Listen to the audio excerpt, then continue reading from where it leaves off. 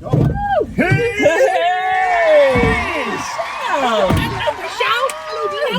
how are you? Long time. Hey guys, welcome to the CARPOOL HONCHO today. In the car we have Dino from the Create Flexible Office Space. Rory from the marketing guys, and our special guest today is Keating from Growing Organization. Nice to have you. Thanks so much What a for pleasure. having me. Now we need a song from you, one that kind of gets you in your groove. What would it be? Dolly Parton, Yeah? 9 to 5. Woo! Here we go. Working 9 to 5. What a way to make a living. Get him by. Some taking and no giving.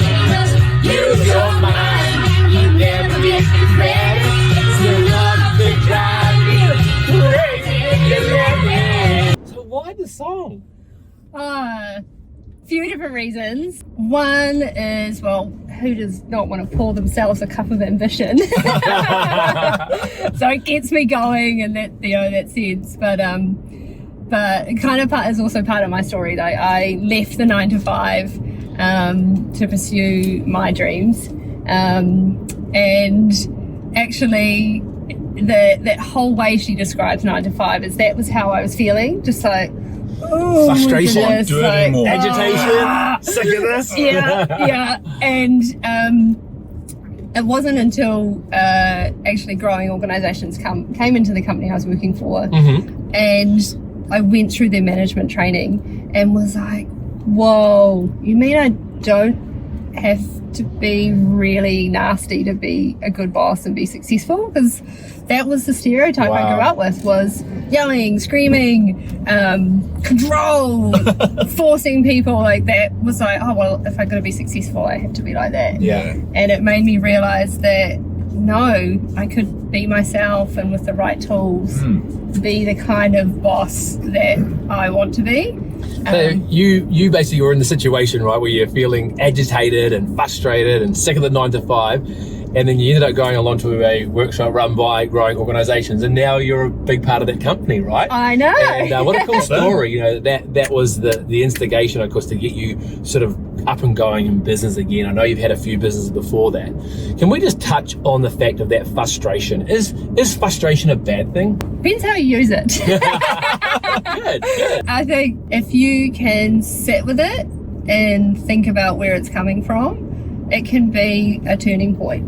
Yeah. Because for me, having had 2 businesses and finding myself back in the 9 to 5 for different reasons, but not feeling like, oh, this is not who I am, this is not what I want to do. Yeah.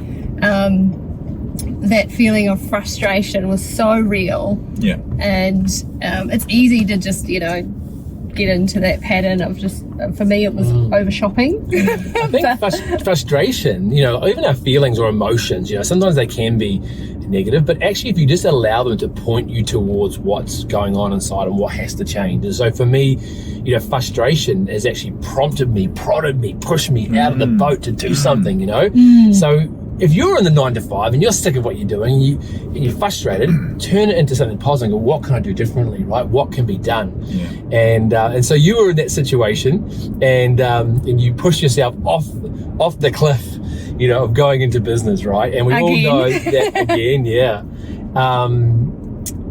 Leaving the 9 to 5 behind, that security of that paycheck and the security of a job, it's pretty big deal, right? The fear is real. Absolutely. So how did you do that, or what was it that kind of got you beyond that place of fear so you actually took action and got back into business again? It kind of links back to that frustration. I was so frustrated and found myself complaining and and it wasn't until I read an article about Walt Disney and his, I don't know if you know this, but his first business went bankrupt. He pretty much almost lost everything. Wow. And at the time, because I was frustrated that I wasn't working for myself and doing my thing, and thought the 9 to 5 was where I needed to be because I was a failure in business. I couldn't do it. I'm not that person. That actually, when I read that, I went, whoa, what if he had decided to just go back and get a job? Like, we all missed out on so much. Yes. And that was like my turning point, taking that frustration and going, right, how am I going to get to live my own dream and be myself in the process? So we've spoken about the 2 F's. Fear and frustration. So now I've overcome the fear and frustration. Now I've got a really good concept in my head. I know that the burger joints I've been going to is just junk. And I got this concept and I really want to put it into action. What's going to make me successful in the long run, for the long game?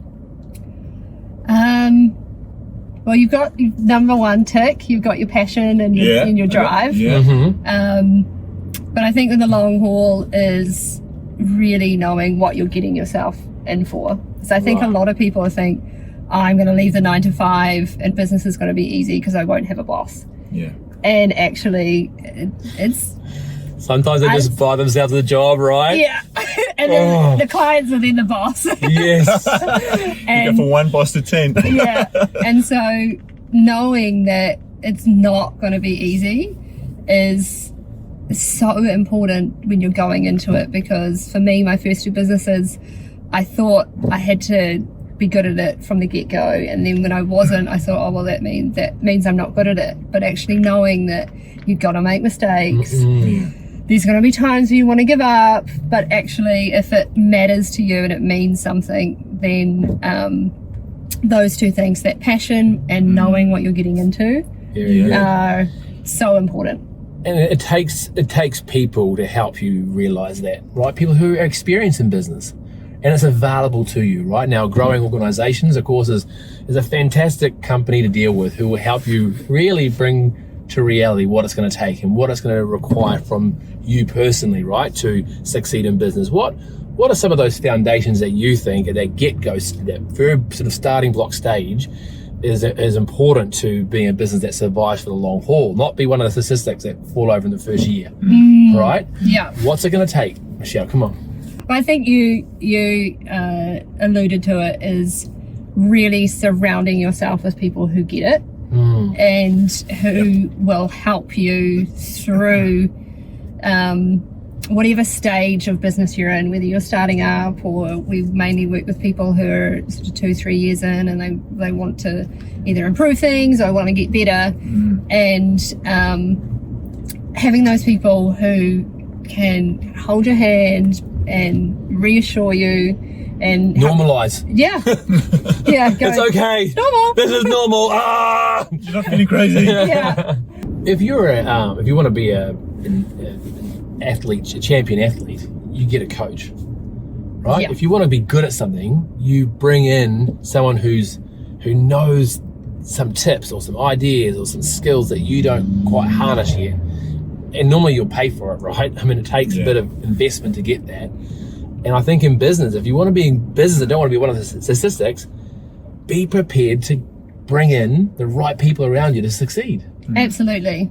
Yeah. And sometimes that is investing, other times that's having, mentors. Yeah. And I think sometimes people think, I have to, if I'm going to get a coach or I'm going to get someone to help, that means I'm not good enough, that I'm not, I can't do this. Oh, how shameful. It's like, no. Ego in the way. Yeah. No, actually, what you're saying, if you want to be good at something, then work with someone who has been there, done that, will be like, don't go down that pothole, miss that one. Yep.